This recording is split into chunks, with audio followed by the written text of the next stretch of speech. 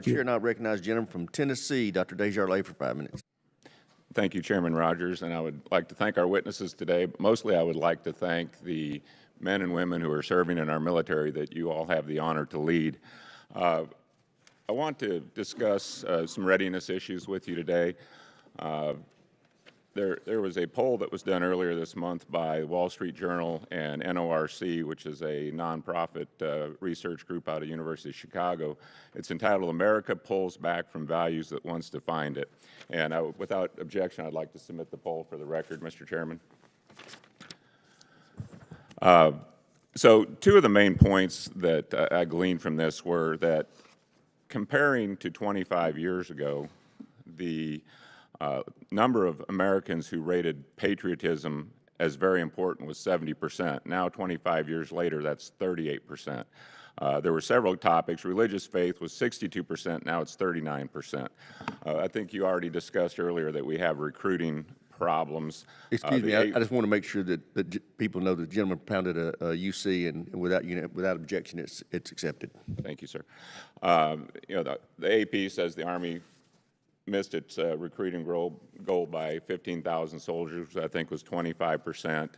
The NBC News says every branch of the military is struggling to make its 2022 recruiting goals. In Tennessee, we had a delegation meeting. We're having problems filling our academy slots, which has never happened before. We used to have way too many good applications to deal with, and we had to disappoint people. But all of that is very concerning. So I guess I think you both acknowledge that there is a problem, and COVID seems to be the most likely scapegoat that's going to get brought up today, and certainly it caused some issues. The administration made a call during COVID that probably exacerbated the problem, and it became more about following orders than keeping people healthy.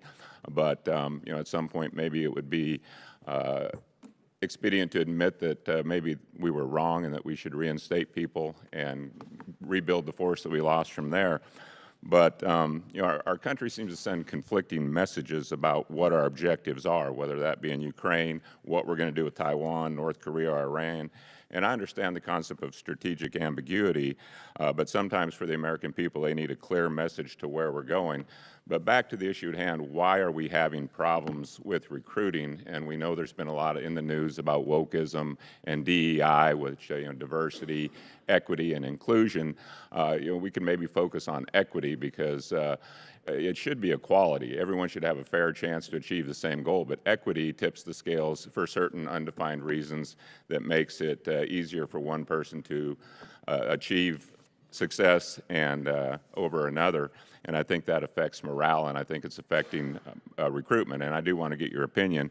I did want to reference a study commissioned by Congressman Gallagher where he asked Navy personnel what they thought the problem was. And here's a quote from one officer: "Sometimes I think we care more about whether we have enough diversity officers than if we survive a fight with China," a Navy lieutenant on active duty told the authors.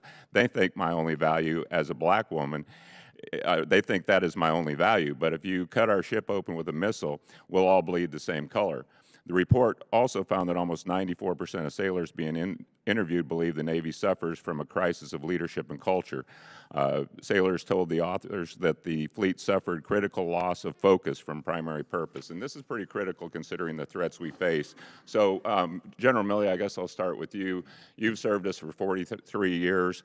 You mentioned this may be your last hearing, so when you're retired and you're sitting there with your fellow patriots who served and watched great changes occur in our military over 40 years, can you look them in the eye, can you look us in the eye today and say that the DEI and wokeness strengthened our military or weakened it? Well, I would tell you that the purpose of those programs is, e pluribus unum, to build teamwork and so on and so forth. And in some cases, it may not be working out that way, but that is the purpose of those programs. But I would tell you that and I get around the military quite a bit, and granted, as a chairman, there's going to be lots of filters and et cetera, and people are going to paint rocks pink when you do. But I've been around long enough to figure it out.